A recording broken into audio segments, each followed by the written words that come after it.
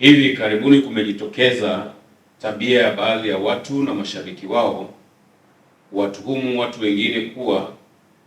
wamewashika mabegani watu fulani na matokeo yake sehemu zao za siri zimetoweka. Tabia hizo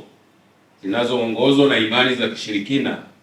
zilianza kuibuka maeneo ya Tunduma, mkoa wa Songwe, Aprili 1, 2026 na kusababisha vifo vya watu 5 na wengine 2 kujeruhiwa na wamelazwa hospitali kwa matibabu. Tabia hiyo pia imejitokeza Aprili 3, 2026 huko Makongolos na mtaa wa Maendeleo jijini Mbeya, ambapo watu 2 walishambuliwa na kujeruhiwa na hivi sasa wanaendelea na matibabu hospitalini. Aidha, matukio kama hayo yametokea eneo la Kimara Mwisho na Mbezi Shule jijini Dar es Salaam Aprili 3, 2024 majira ya jioni, ambapo watu 2 wanaume nao walituhumiwa kuwa wamewagusa watu mabegani na matokeo yake sehemu zao za siri zikatoweka. Leo Aprili 4, 2026 katika jiji la Mbeya kumejitokeza tena matukio mengine 2 yaliyotokea eneo la Kabwe, wilaya ya Mbeya mjini na Double-J Kalumburu, wilaya ya Kyela, ambapo watu 2 wamejeruhiwa kwa tuhuma hizo hizo za uzushi, ambapo mmoja wa anayedai kufanyiwa hivyo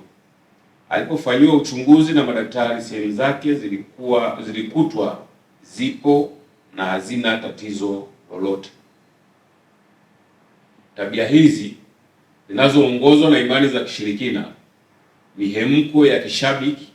na malengo ambayo hayajabainika hazina ukweli wowote, kwani wanaodaiwa kuguswa bega na sehemu zao za siri kutoweka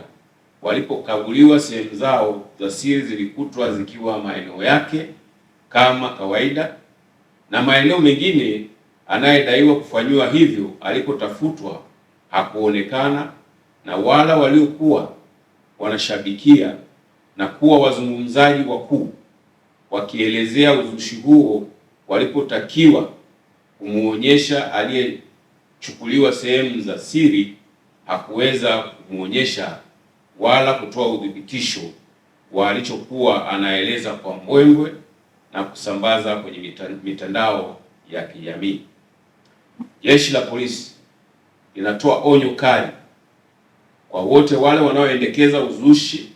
na tabia hizi zinazoongozwa na imani za kishirikina zilizopitwa na wakati katika dunia hii ya sayansi na teknolojia kuziacha mara moja, na yeyote atakayebainika kuziendekeza pamoja na mashabiki wao watakamatwa kwa hatua zingine za kisheria, kwa sababu tabia hizo za uzushi zinahatarisha maisha ya watu kama ambavyo imeshasababisha vifo vya watu 5 na majeruhi. Aidha, Jeshi la Polisi linaendelea kuchunguza walioandaa na kuzusha uvumi huu ni akina nani na malengo yao ni nini.